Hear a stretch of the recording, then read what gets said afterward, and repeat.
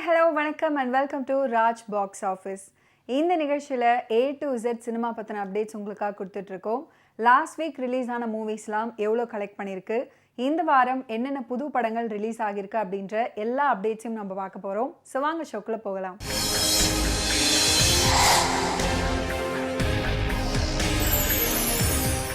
நம்ம ஷோவோட first segment box office report. போன வாரம் தீபாவளியை ஒட்டி ஒரு சில படங்கள் ரிலீஸ் ஆச்சு. நம்ம எல்லாருமே எதிர்பார்த்துப்போம் ஒரு மாசான ஹீரோ படம் ரிலீஸ் ஆகும் அப்படின்னு. அந்த மாதிரி எதுவுமே நடக்கலை. ஒரு விஜய் படமோ அஜித் படமோ சூர்யா ரஜினி கமல் இந்த மாதிரி யார் படமே ரிலீஸ் ஆகலை. இந்த திவாலி யாருக்கு ஒரு சூப்பர் திவாலியாக இருந்திருக்குன்னா பிரதீப் ரங்கநாதனுக்கு தான் நம்ம சொல்லணும். அவருக்கு இந்த திவாலியில் 2 படம் ரிலீஸ் ஆகிறதா இருந்துச்சு. ஒன்று LIK, இன்னொன்று டியூட். பட் ஒரு சில காரணங்களால் LIK ரிலீஸ் ஆகலை. அதை டிசம்பர் வரைக்கும் ஒத்தி வச்சுருக்காங்க. இப்போ இந்த திவாலிக்கு டியூட் படம் ரிலீஸ் ஆகியிருக்கு. டியூட் படம் ரிலீஸ் ஆகி ஃபர்ஸ்ட் டேலேயே 6 கோடி வரைக்கும் கலெக்ட் பண்ணியிருக்கு.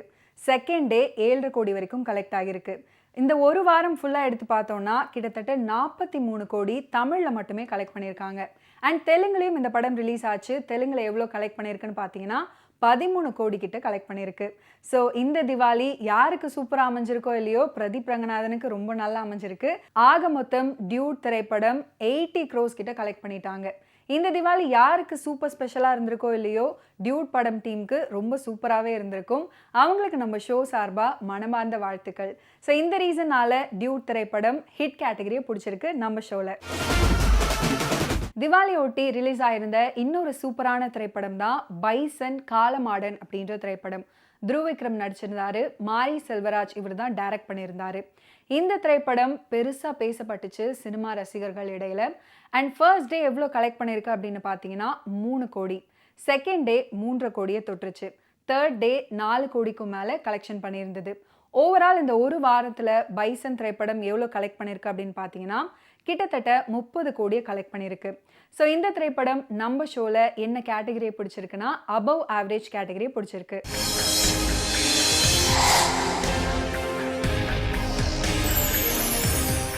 தீபாவளி அன்னைக்கு ரிலீஸ் ஆயிருந்த பெரிய படங்கள் பட்ஜெட் மத்தியில் ஒரு லோ பட்ஜெட் படமும் ரிலீஸ் ஆயிருந்தது. அதுதான் பூகம்பம் அப்படின்ற திரைப்படம். இந்த படம் நம்ம பாக்ஸ் ஆஃபீஸ் ஷோல எந்தவித மாற்றத்தையும் ஏற்படுத்தல. 5 வருஷத்துக்கு ஒரு தடவை வீடு வீடா வந்து கெஞ்சணும். அதுதான் ஓட்டு பிச்சை. அட்டகாசமா செட்டில் ஆயிரலாம். போன வாரம் திவாலிக்கு ஃபுல் அண்ட் ஃபுல் ஒரு காமெடி படமா ரெடியாகி ரிலீஸ் ஆன படம் தான் கம்பி கட்டின கதை அப்படின்ற திரைப்படம். இந்த படத்துல நட்டி நடராஜ், சிங்கம் புலி அவங்களோட சேர்ந்து பல நடிப்பு ஜாம்பவான்கள் இணைந்து நடிச்சிருந்தாங்க. ஸோ இந்த படம் ஃபுல் அண்ட் ஃபுல் காமெடியாக இருக்கும், மக்கள்கிட்ட பெருசாக வரவேற்பு இருக்கும் அப்படின்னு எதிர்பார்த்து ரிலீஸ் பண்ணியிருந்தாங்க. இந்த எதிர்பார்ப்பு எந்த அளவு கலெக்ஷனில் தாக்கத்தை ஏற்படுத்தியிருக்கு அப்படின்னா ஃபர்ஸ்ட் டே ஒரு 3 lakhs தான் கலெக்ட் பண்ணியிருக்காங்க. செகண்ட் டே வந்து ஒரு 3.5 lakhs கலெக்ட் பண்ணியிருந்தாங்க. தேர்ட் டே வந்து ஒரு 5 லட்சத்தை எட்டினாங்க. ஸோ ஓவரால் அந்த வீக்காக எவ்வளோ கலெக்ட் பண்ணியிருக்காங்கன்னு பார்த்தீங்கன்னா 15 lakhs மட்டுமே கலெக்ட் பண்ணியிருக்காங்க. ஸோ நம்ம ஷோவில் கம்பி கட்டின கதை திரைப்படம் பிலோ ஆவரேஜ் கேட்டகரியை தான் பிடிச்சிருக்கு.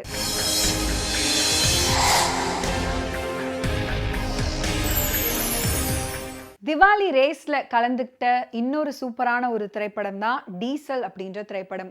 ஹரிஷ் கல்யாண் இந்த படத்தில் நடிச்சிருந்தாரு. ரொம்ப நாளைக்கு முன்னாடி இந்த படம் ரிலீஸ் ஆகும் அப்படின்ற அப்டேட்ஸ்லாம் நம்மளுக்கு வந்தது. பட் ஒரு சில காரணங்களால் ரிலீஸ் பண்ணாமல் கொஞ்சம் தள்ளி வச்சுட்டே இருந்தாங்க.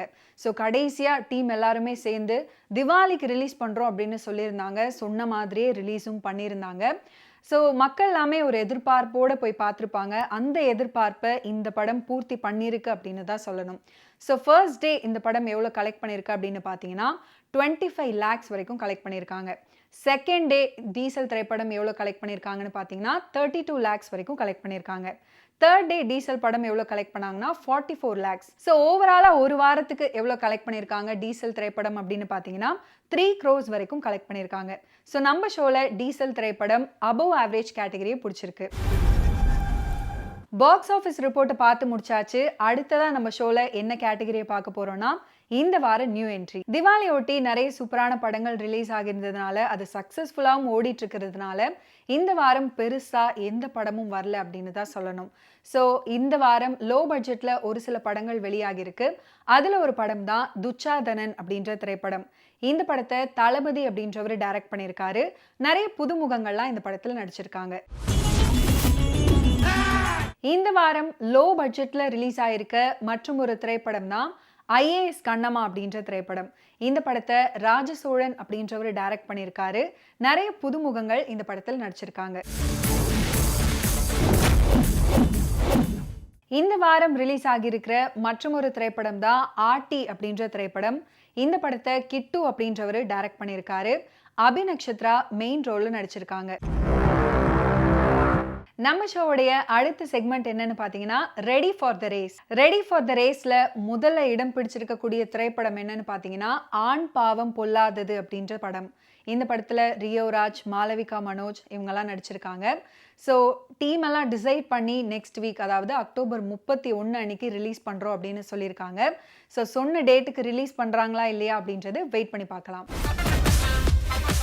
ரெடி ஃபார் த ரேஸ் செக்மெண்ட்ல அடுத்ததா என்ன படத்தை பத்தி பேச போறோம் அப்படின்னா ஆரியன் அப்படின்ற ஒரு திரைப்படம் தான். இந்த படத்துல விஷ்ணு விஷால், ஸ்ரத்தா ஸ்ரீநாத், செல்வராகவன் இப்படின்னு ஏகப்பட்ட நடிகர்கள் நடிச்சிருக்காங்க.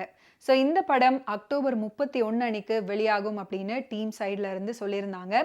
ஸோ ரிலீஸ் ஆகுதா இல்லையா அப்படின்றது வெயிட் பண்ணி பார்க்கலாம். இந்த திரைப்படம் எந்த அளவு தாக்கத்தை ஏற்படுத்துது அப்படின்றதையும் வெயிட் பண்ணி பார்க்கலாம். அடுத்ததா ரெடி ஃபார் த ரேஸ் செக்மெண்ட்ல என்ன படத்தை பத்தி நம்ம பேச போறோம்னா வட்டக்கானல். சிங்கர் மனோவுடைய மகன் துருவன் மனோ அவரு அறிமுகமாக போற படம் தான் இது. இந்த படத்துல சிங்கர் மனோவும் ஒரு முக்கியமான கேரக்டர்ல நடிச்சிருக்காரு. அண்ட் ஆர்கே சுரேஷ் இன்னும் ஏகப்பட்ட நடிகர்கள் இதுல நடிச்சிருக்காங்க. ஸோ நெக்ஸ்ட் வீக் அக்டோபர் 31 இந்த படம் ரிலீஸ் ஆகுதா இல்லையா, ரிலீஸ் ஆனதுக்கு அப்புறம் என்னென்ன மாதிரியான தாக்கத்தை ஏற்படுத்துது, எவ்வளோ கலெக்ட் பண்றது அப்படின்றதெல்லாம் வெயிட் பண்ணி பார்க்கலாம். அடுத்ததா ரெடி ஃபார் த ரேஸ் செக்மெண்ட்ல என்ன படத்தை பத்தி பார்க்க போறோம் அப்படின்னா தடை அதை உடை. அங்காடி தெரு மகேஷ் நீண்ட இடைவேளைக்கு அப்புறம் இந்த படத்துல நடிச்சிருக்காரு. இது அடுத்த வாரம் அக்டோபர் 31 அன்னைக்கு ரிலீஸ் ஆகிறதுக்கு ரெடியா இருக்கு. ஸோ இதை அறிவழகன் முருகேசன் டைரக்ட் பண்ணியிருக்காரு. நம்ம ஷோவோட அடுத்த segment most awaited films. Most awaited ஃபிலிம்ஸ்ல நம்ம ஃபர்ஸ்ட் பார்க்க போற படம் என்னன்னா வா வாத்தியார் அப்படின்ற படம் தான். இந்த படம் டிசம்பர் 5 அன்னைக்கு ரிலீஸ் ஆகும் அப்படின்னு படத்துடைய டீம் சைட்ல இருந்து அஃபீஷியலா ஒரு அனௌன்ஸ்மெண்ட் கொடுத்திருக்காங்க. அதை கார்த்தி அவர்களும் அவர் சைட்ல இருந்து கன்ஃபார்ம் பண்ணியிருக்காரு. தம்பி கார்த்தியோடைய படம் எப்போ ரிலீஸ் ஆகும் அப்படின்னு அனௌன்ஸ் பண்ணியாச்சு. அடுத்த அண்ணனுக்கு வருவோம். நடிகர் சூர்யா அவருடைய நடிப்பில் உருவாயிட்டு இருக்க படம் தான் கருப்பு அப்படின்ற திரைப்படம். இந்த படத்தை ஆர்ஜே பாலாஜி டைரக்ட் பண்ணியிருக்காரு. இந்த திரைப்படம் திவாலி அன்னைக்கு ரிலீஸ் ஆகும் அப்படின்னு எல்லாராலையும் எதிர்பார்க்கப்பட்டுச்சு. பட் ஒரு சில காரணங்களால அன்னைக்கு ரிலீஸ் பண்ணல. ஸோ இந்த படம் டிசம்பரை ஒட்டி, அதாவது கிறிஸ்மஸ் இல்லைனா நியூ இயர் அதையும் தாண்டி போனா பொங்கலுக்கு ரிலீஸ் ஆகும் அப்படின்னு எதிர்பார்க்கப்படுது. அடுத்ததா துல்கர் சல்மான் இவர் நடிச்சு உருவாகிட்டு இருக்கக்கூடிய ஒரு படம் தான் காந்தா அப்படின்ற திரைப்படம். ரீசெண்டாக டீசரை ரிலீஸ் பண்ணியிருந்தாங்க படத்துடைய டீம். மக்கள் கிட்ட ரொம்ப நல்ல வரவேற்பு கிடைச்சிது. ஸோ இதில் துல்கர் சல்மான் கூட சமுத்திரகனி ஒரு மெயின் ரோல் பண்ணியிருக்காரு அப்படின்றது நம்மளால பார்க்க முடியுது. அண்ட் இந்த படத்தோட டீம் அஃபீஷியலாக அந்த டேட் அனௌன்ஸ் பண்ணியிருக்காங்க. இந்த படம் எப்போ ரிலீஸ் ஆகும் அப்படின்னு நவம்பர் 14 அன்னைக்கு இந்த படம் ரிலீஸ் ஆகும் அப்படின்னு அனௌன்ஸ் பண்ணியிருக்காங்க. ஓகே வியூவர்ஸ், இந்த ஷோவில் லாஸ்ட் வீக் ரிலீஸ் ஆன படங்கள் எவ்வளோ கலெக்ட் பண்ணியிருக்கு, இந்த வாரம் என்னென்ன புது படங்கள் ரிலீஸ் ஆகியிருக்கு, அடுத்த வாரம் என்னென்ன படங்கள் ரிலீஸ் ஆக போகுது அப்படின்ற அப்டேட்ஸ் எல்லாம் உங்கள் கூட ஷேர் பண்ணிக்கிட்டேன். ஸோ இதே மாதிரி இன்னொரு சூப்பரான ஷோவில் நான் உங்களை மீட் பண்ணுறேன். அன்டில் தென் டாடா பாபாய் சொல்லிக்கிறது நான் உங்கள் யாதவி. பபாய்.